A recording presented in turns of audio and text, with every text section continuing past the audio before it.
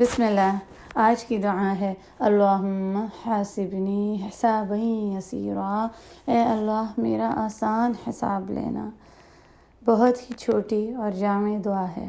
کل کی دعا تھوڑی لمبی تھی، امید ہے کہ آپ لوگوں نے اس کو یاد بھی کیا ہوگا اور اسے مانگتے بھی رہے ہوں گے۔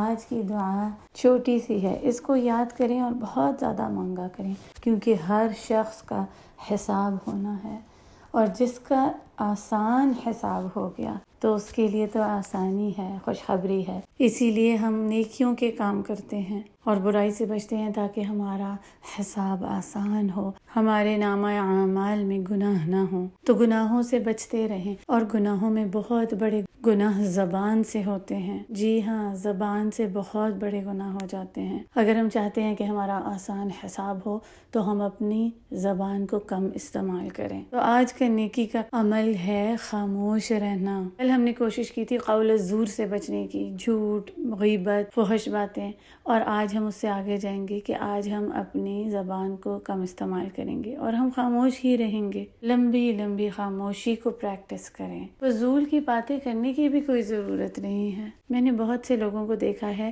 کہ جو فضول باتیں کرتے ہیں، بحث و مباحثہ، اس میں اپنی اتنی انرجی ویسٹ کرتے ہیں، اپنی طاقت بھی ضائع کر دیتے ہیں فضول باتوں میں، اور اپنا قیمتی وقت بھی ضائع کرتے ہیں۔ رسول اللہ صلی اللہ علیہ وسلم نے کیا فرمایا ہے؟ من کان یؤمن باللہ والیوم الآخر فلیقل خیرا او لیصمت۔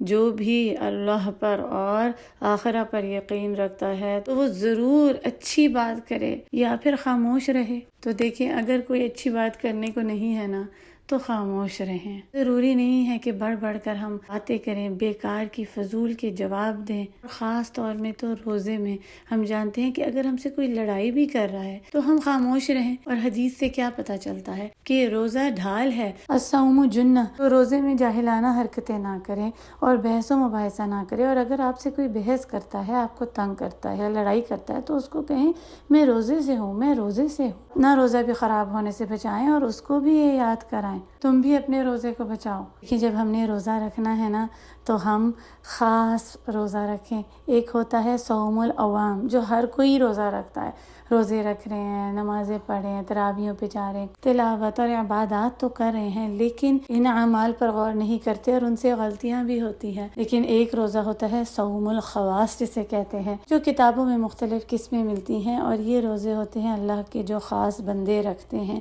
جو اپنے آپ کو ہر حرام، ہر برائی سے بچاتے ہیں۔ کیونکہ صوم کا مطلب کیا ہوتا ہے؟ رک جانا۔ تو وہ اپنے آپ کو روک لیتے ہیں ہر اس چیز سے جو اللہ کی نافرمانی اور اللہ کی ناراضگی کی ہے۔ وہ اپنے نفس کو روک لیتے ہیں ہر قسم کی برائی سے، چاہے وہ دیکھنے کی ہو، سننے کی ہو، پہننے کی ہو، کھانے کی ہو، ہر قسم کی برائی سے، اور خاص طور پر بولنے کی۔ وہ اپنی زبان کو بھی روک کر رکھتے ہیں فضول باتوں سے، بیکار کی باتوں سے۔